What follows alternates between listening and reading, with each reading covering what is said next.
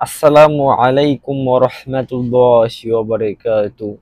সম্মানিত দিনী ভাই ও বোনেরা, আজকে আমি এই ভিডিওতে আলোচনা করব শেষ নবীর প্রতি ভালোবাসা সম্পর্কে। হযরত আনাস রাদিয়াল্লাহু আনহু হইতে বর্ণিত হইয়াছে, তিনি বলিয়াছেন যে নবী করিম সাল্লাল্লাহু আলাইহি ওয়াসাল্লাম বলেছেন, তোমাদের কেউ ঈমানদার হইতে পারবে না যতক্ষণ না তাহার নিকট তাহার পিতা, সন্তানাদি ও সমস্ত মানুষ অপেক্ষা আমি অধিকতর প্রিয় হইব। বুখারী মুসলিম। হযরত আনাস রাদিয়াল্লাহু আনহু হইতে বর্ণিত হইয়াছে, নবী করিম সাল্লাল্লাহু সাল্লাম বলেছেন, হে আমার প্রিয় বালক, তোমাদের পক্ষে সম্ভব হইলে সকাল ও সন্ধ্যা এমনভাবে অতিবাহিত করবে যে তোমাদের মনে কাহারো জন্যই কোনো প্রকার মালিন্য থাকবে না। অতঃপর তিনি বলিলেন, হে প্রিয় বালক, জনগণের প্রতি এইরূপ সাধারণভাবে ভালোবাসা প্রণয়ন করা আমার প্রতি আমার আদর্শ। যে আমার আদর্শকে ভালোবাসবে সে যেন ঠিক আমাকেই ভালোবাসিল, আর যে ব্যক্তি আমাকে ভালোবাসিল সে বেহেশতে আমারই সঙ্গী হইবে। শেষ নবী হযরত মুহাম্মদ সাল্লাল্লাহু আলাইহি সাল্লামের প্রতি ভালোবাসা স্থাপনের অত্যাধিক প্রয়োজনীয়তা ও গুরুত্বের কথা বলা হইয়াছে।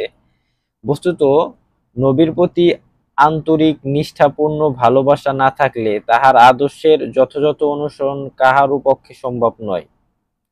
প্রথমোক্ত হাদিসে বলা হইয়াছে যে পিতা ও সন্তানাদি ও জনগণের প্রতি সাধারণ যেরূপ ভালোবাসা হইয়া থাকে তাহা অপেক্ষা অনেক বেশি ভালোবাসা প্রণয়ন করিতে হইবে নবীর প্রতি। ভালোবাসা মোটামুটি দুই প্রকারের হইয়া থাকে, যাহা স্বাভাবিক, যাহা মানুষের রক্ত ও মজ্জার সহিত মিশিয়া থাকে, যাহাকে বলা হয় রক্তের টান, যাহা জন্মগত, যাহা ইচ্ছা নির্ভর নয়। পিতামাতা, সন্তানাদি এবং অপরাপর আত্মীয় স্বজনের প্রতি একই প্রকারের ভালোবাসা হইয়া থাকে, আদর্শিক জ্ঞান বুদ্ধি বিবেকজনিত, যাহা আপনা হইতেই মানুষের মধ্যে সৃষ্টি হয় না, বরং যাহা ইচ্ছা করিয়া নিজের মন মস্তিষ্ক দিয়া সৃষ্টি করিতে হয় ও মর্মে মর্মে অনুভব করিতে হয়। আলোচ্য হাদিসে নবীর প্রতি অপেক্ষা বেশি ভালোবাসা স্থাপন সম্পর্কে বলা হইয়াছে, যাহা প্রথম প্রকারের নয়, এই দ্বিতীয় প্রকারের ভালোবাসা ইহাই লক্ষ্যে, অর্থাৎ পিতামাতা ও সন্তানাদির প্রতি যে ভালোবাসা রহিয়াছে তাহা তো স্বাভাবিক ও মর্যাগত, কিন্তু মানুষের আকীদা, বিশ্বাস ও দ্বীন ইসলামের ক্ষেত্রে অত্যাধিক ভালোবাসা রাখিতে হইবে নবীর প্রতি।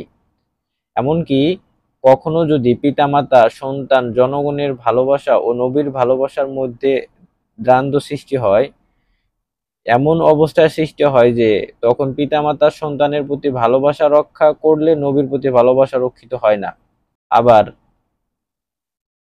নবীর প্রতি ভালোবাসা রক্ষা করলে পিতামাতা সন্তানাদির প্রতি ভালোবাসা রক্ষা করা সম্ভব হয় না।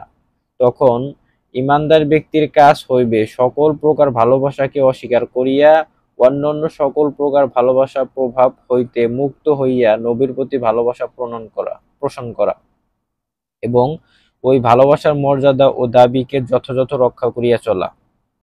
শেষের হাদিসে বলা হইয়াছে যে কাহারও প্রতি এক বিন্দু মনোমালিন্য রাখিয়া অপকট হৃদয়ে সকাল সন্ধ্যা অতিবাহিত করা, অন্যথায় সাধারণভাবে সকলের প্রতি ভালোবাসা প্রণয়ন করা নবীর আদর্শ। নবীর আদর্শকে ভালোবাসিয়া যাহারা মানবতার প্রতি অবকট মনোভাব রক্ষা করিতে পারে তাহারাই যেন নবীকে ভালোবাসার কর্তব্য পালন করিল। অর্থাৎ নবীকে ভালোবাসার অর্থ হইতেছে নবীর আদর্শকে ভালোবাসা। পক্ষান্তরে নবীর আদর্শকে ভালোবাসিয়া উহার অনুসরণ করার প্রতি ভালোবাসার প্রভাব বাস্তব প্রমাণ।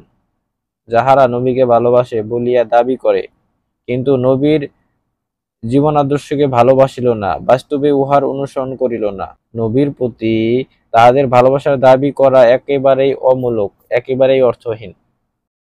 সকলের সুস্বাস্থ্য কামনা করে আজকের ভিডিওটা এখানেই শেষ করছি।